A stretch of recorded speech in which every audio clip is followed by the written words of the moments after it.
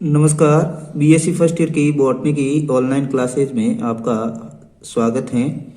पिछले वीडियो में अपन ने लाइकेंस के अंदर उसके जनरल कैरेक्टर, उसका क्लासिफिकेशन और उसकी एक्सटर्नल मॉर्फोलॉजी के बारे में पढ़ा था। एक्सटर्नल मॉर्फोलॉजी के अंदर अपने पढ़ा था कि जो लाइकेंस है उनको 3 ग्रुप में डिवाइड किया गया था: क्रस्टोज लाइकेंस, फोलिएज लाइकेंस और फ्रक्टियोज लाइकेंस। आज के इस वीडियो के अंदर अपन लाइकेंस की आंतरिक संरचना के बारे में पढ़ेंगे। तो शुरुआत करते हैं अपन लाइकेंस की इंटरनल स्ट्रक्चर को लेकर। तो जो लाइकेंस का जो थैलस होता है वो 2 घटकों से मिलकर बना होता है, यानी कि माइकोबायोन्ट्स और फाइकोबायोन्ट्स से बना होता है। तो इस प्रकार के थैलस को संकाय या कंसोर्टियम कहते हैं। अब जो लाइकेंस की जो आंतरिक संरचना है, जिसमें पर्णिल थैलस या और प्रॉपर्टी में जो थैलस होते हैं उनकी संरचना लगभग समान होती है। तो इस वीडियो के अंदर अपन पर्णिल थैलस की आंतरिक संरचना के बारे में पढ़ेंगे। तो इसकी आंतरिक संरचना में जो पर्णिल थैलस है वो 4 सुस्पष्ट क्षेत्रों में विभाजित होता है: अपर कॉर्टेक्स या ऊपरी वलकुट, एल्गल लेयर या शैवाल परत, मेडुला और लोअर कॉर्टेक्स। इन 4 स्पष्ट क्षेत्रों में जो विभाजित होता है।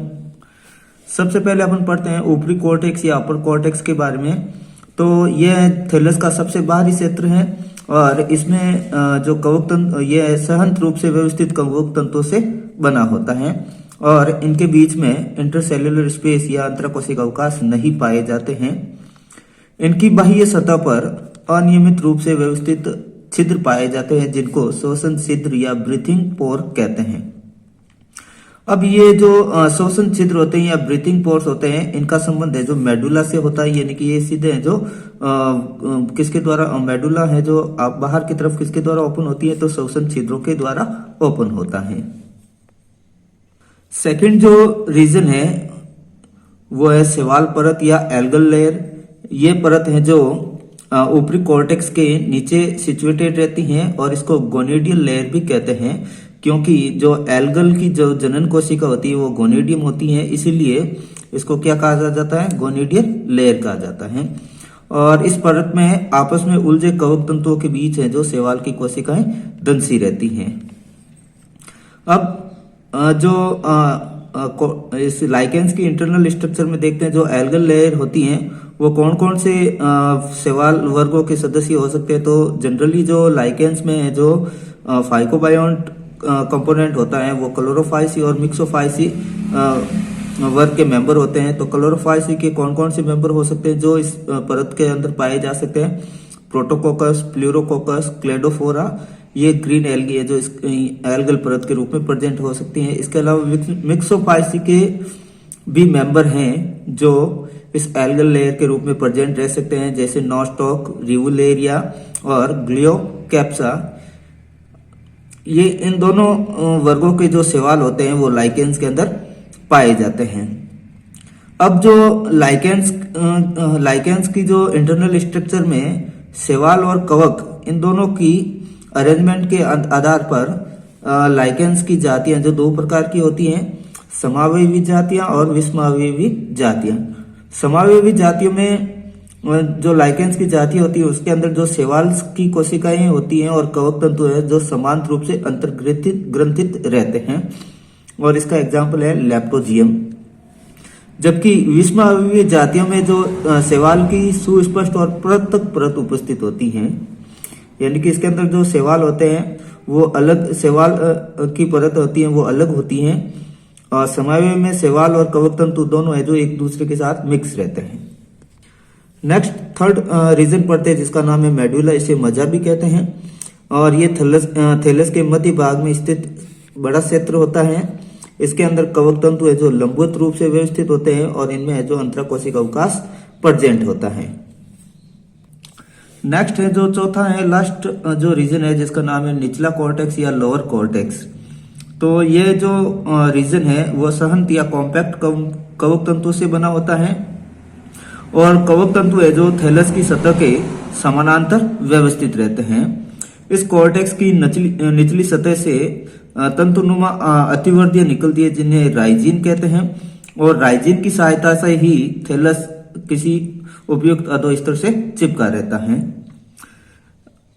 जो पर्निल लाइकेंस और जो परवर्टिमल लाइकेंस होते हैं उनकी इंटरनल स्ट्रक्चर सिमिलर होती है, लेकिन जो सुपील लाइकेंस होते हैं उसके अंदर निचला कॉर्टेक्स नहीं पाया जाता, ये इसके अंदर डिफरेंस होता है। आपके सामने डायग्राम में लाइकेंस की इंटरनल स्ट्रक्चर दे रखी है। तो सबसे अपर वाला पार्ट है जो अपर कॉर्टेक्स है, उसके नीचे एल्गल लेयर है और उसके नीचे जो मेड्यूला है और सबसे नीचे लोअर कॉर्टेक्स, और लोअर कॉर्टेक्स की निचली सरफेस से क्या निकलता है, राइजिन निकलते हैं। तो ये जो इंटरनल स्ट्रक्चर है वो विषमावयवी जातियों का है। इसके अंदर जो एल्गल लेयर है वो कवक तंतुओं से अलग सेपरेट अरेंज्ड है। इधर जो एक डायग्राम दे रखा है वो समावयवी लाइकेंस का है। इसके अंदर जो फंगल हाइफी और एल्गल सेल्स होती हैं वो एक दूसरे के साथ समान रूप से अंतर्ग्रंथित रहती हैं। नेक्स्ट अपन पढ़ते हैं रिप्रोडक्शन। तो लाइकेंस के अंदर जो रिप्रोडक्शन है वो 3 मेथड से होता है, वेजिटेटिव रिप्रोडक्शन, सेक्सुअल रिप्रोडक्शन और एसेक्सुअल रिप्रोडक्शन। तो सबसे पहले अपन पढ़ते हैं वेजिटेटिव रिप्रोडक्शन या कायिक जनन के बारे में। तो लाइकेंस के अंदर कायिक जनन है जो विखंडन, सोरिडिया और आइसीडियम के द्वारा होता है। अपन सबसे पहले पढ़ते हैं विखंडन या फ्रेगमेंटेशन मेथड के द्वारा। तो जो लाइकॉन्स का थैलस होता है वो किन्हीं कारणवश से छोटे छोटे खंडों में डिवाइड हो जाता है और प्रत्येक खंड क्या करते हैं, फेवरेबल कंडीशन आती है तो जर्मिनेट होकर नए थैलस का निर्माण करते हैं। नेक्स्ट जो मेथड है जिसका नाम है सोरिडिया या सोरिडियम भी कहते हैं इसको। तो लाइकेंस की थैलस की सतह पर सूक्ष्म कणिका रूपी अतिवर्धियां पाई जाती हैं जिन्हें सोरिडिया या सोरिडियम कहते हैं, और प्रत्येक सोरिडियम में एक या एक से अधिक शैवाल कोशिकाएं कवक तंतुओं से घिरी रहती हैं। ये मुख्य थैलस से अलग होने के बाद में किसी उपयुक्त अधोस्तर पर पहुंचकर अंकुरित होकर नए थैलस का निर्माण करती हैं। थर्ड जो वेजिटेटिव रिप्रोडक्शन का मेथड है जिसका नाम है आइसीडियम या एसिडिया। तो ये जो संरचनाएं होती हैं वो थैलस की ऊपरी सतह पर पाई जाती हैं और ये सूक्ष्म और सवृंत काली संरचनाएं होती हैं और परिपक्व होने के बाद में ये जनक थैलस से अलग होकर अनुकूल परिस्थिति आने पर अंकुरित होकर नए थैलस का निर्माण करती हैं। तो इस प्रकार से लाइकेंस के अंदर 3 मेथड के द्वारा जो वेजिटेटिव रिप्रोडक्शन होता है। नेक्स्ट पढ़ते हैं अपन अलैंगिक जनन के बारे में। तो जनरली जो लाइकेंस के अंदर अलैंगिक जनन है वो स्पोर्स के द्वारा होता है। लाइकेंस के अंदर 2 प्रकार के स्पोर्स बनते हैं, ईडियोस्पोर्स या आइडियोस्पोर, और इसको बोलते हैं दूसरा है जो पिक्निडियोस्पोर। तो ईडियोस्पोर या आइडियोस्पोर के बारे में पढ़े तो कवक के कवक तंतु क्या करते हैं, खंडी भवन के द्वारा छोटे छोटे बीजाणु बनाते हैं जिनको क्या बोलते हैं अपन, आइडियोस्पोर कहते हैं। और ये स्पोर क्या करते हैं, जर्मिनेट होकर कवक सूत्र या माइसीलियम बनाते हैं। जब इसके कांटेक्ट में अगर एल्गी आती हैं तो ये एल्गी के साथ मिलकर किसका फॉर्मेशन करते हैं, लाइकेंस का फॉर्मेशन करते हैं। सेकंड जो स्पोर है जिसका नाम है पिक्निडियो स्पोर या पिक्निडियो बीजाणु। तो ये जो संरचनाएं है वो थैलस की सतह पर फ्लास्क नुमा संरचनाएं पाई जाती हैं जिन्हें पिक्निडियम कहते हैं। और पिक्निडियम है जो एक कप शेप्ड स्ट्रक्चर होती हैं और ये क्या करती है, ऑस्टियोल के द्वारा बाहर की ओर खुलती हैं। पिक्निडियम इस तरह की संरचना होती है और इसकी जो इंटरनल वॉल होती है इसके ऊपर है जो माइसीलियम या कवक सूत्र है जो पिक्निडियो स्पोर बनाते हैं। और ये पिक्निडियो स्पोर क्या करते हैं, ऑस्टियोल के द्वारा बाहर निकलकर अनुकूल अवस्था आने पर अंकुरित होकर नए कवक तंतु का निर्माण करते हैं। और ये नया कवक तंतु जब किसी एल्गी के कांटेक्ट में आता है तो ये इसके साथ मिलकर लाइकेंस का निर्माण करता है। नेक्स्ट अपन पढ़ते हैं लैंगिक जनन या सेक्सुअल रिप्रोडक्शन के बारे में। तो लाइकेंस के अंदर लैंगिक जनन है केवल कवकी घटक के द्वारा ही होता है। और लैंगिक जनन है जो एस्कोलाइकेंस में सबसे ज्यादा पाया जाता है।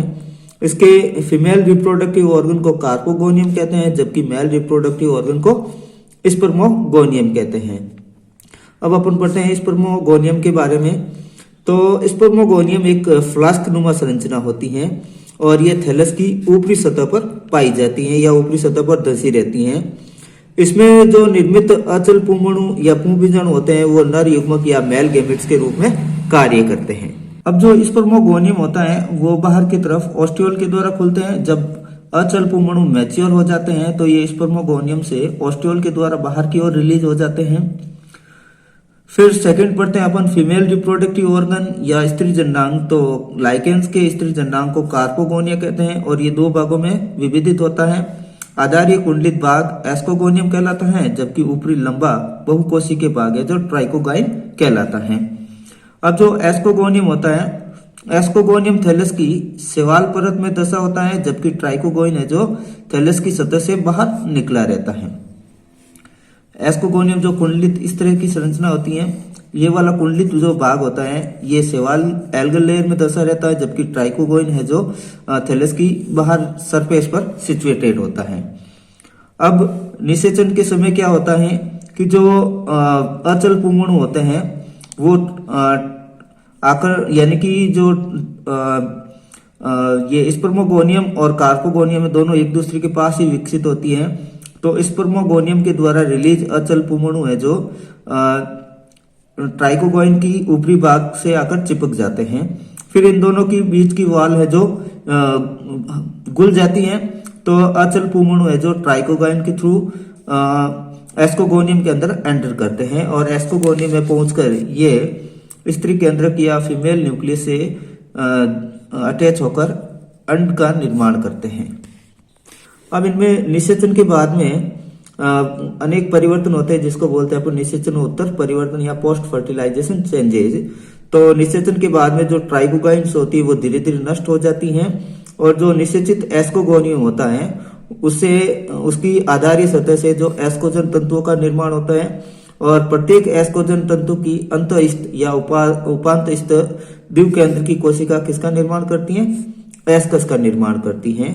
और एस्कस के अंदर द्विगुणित केंद्रक प्रेजेंट होता है और इस द्विगुणित केंद्रक में एक मियोसिस तथा 2 माइटोसिस डिवीजन होते हैं। तो इस डिवीजन के द्वारा एस्कस के अंदर कुल 8 अगुणित एस्कोस्पोर्स का फॉर्मेशन होता है। अब जो एसआई होती है जिसके अंदर एस्को बीजाणु सिचुएटेड होती है, एसआई है जो सहसूत्र के द्वारा घिरी रहती है तथा एसआई और सहसूत्र इनके चारों ओर उपस्थित जो कायिक ऊतक होते हैं वो सक्रिय होकर फलन पिंड या फ्रूटिंग बॉडी का निर्माण करते हैं। लाइकेंस के अंदर जो फ्रूटिंग बॉडी होती है वो 2 प्रकार की होती है, एपोथीसियम जो पार्मेलिया के अंदर होती है और पेरिथीसियम है जो डर्मेटोकार्पन और वेरुकेरिया के अंदर पाई जाती है। अब जो एस्को बीजाणु होते हैं वो एस्कस से मुक्त होने के बाद में क्या करते हैं, किसी उपयुक्त अधोस्तर से चिपक जाते हैं और जर्मिनेट होकर नए कवक तंतु का निर्माण करते हैं। जब ये नए कवक तंतु किसी एल्गी के कांटेक्ट में आता है तो नए नाइकेंस का निर्माण होता है। अब जो अपने अलैंगिक जनन पढ़ा था सोरिडियम, तो सोरिडियम की स्ट्रक्चर इस तरह की होती है और ये है जो फंगल हाइफी है जो इसको चारों ओर से घेरे रहती है और इसके बीच में जो एल्गल सेल्स होती हैं। इसीडियम की अगर स्ट्रक्चर देखें तो ये मेड्यूला है और ये एल्गल सेल्स होती हैं और अपर कॉर्टेक्स होती है ये, और इसके नीचे जो एल्गल सेल्स होती हैं और यहाँ पर इसकी सरफेस पर है जो इसीडिया का फॉर्मेशन होता है और ये इसीडिया क्या करते हैं, जर्मिनेट होकर नए फंगल हाइफी का फॉर्मेशन करते हैं।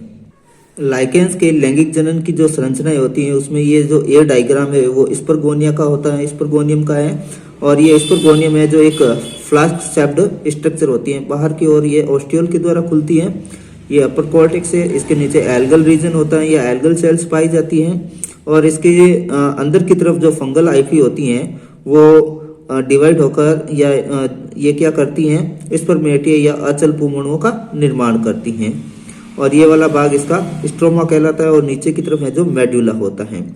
अब जो ये स्पर्मेटिया है या ओस्टियोल के द्वारा बाहर रिलीज होकर ट्राइकोगोइन के पास आते हैं, तो ये इसकी कार्पोगोनियम की स्ट्रक्चर है।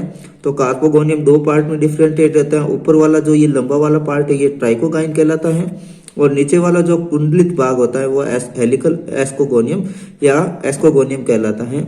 तो यहाँ पर ये जो अचल पुंमणु है यहाँ इस भाग पर चिपकेगा और यहाँ से होते हुए कहाँ पर आएगा, इस एस्कोगोनियम के पास आएगा। इस डायग्राम में लाइकेंस के अंदर पाए जाने वाले फलन पिंड की स्ट्रक्चर दे रखी है। तो ये एस्कस है और इस एस्कस के अंदर एस्कोस्पोर सिचुएटेड है और ये एस्कोस्पोर और ये एस्कस है, दोनों है जो पैराफाइसिस के द्वारा ढके रहते हैं और इसके नीचे की तरफ हाइपोथीसियम होता है। जो ये तो था बी डायग्राम। ए डायग्राम है जो एपोथीसियम का लॉन्गिट्यूडनल सेक्शन है।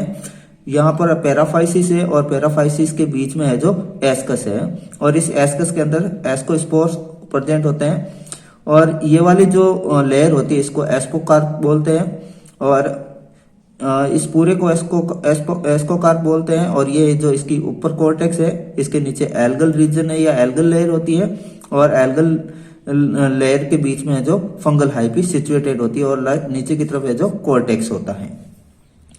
तो आज की वीडियो में इतना ही।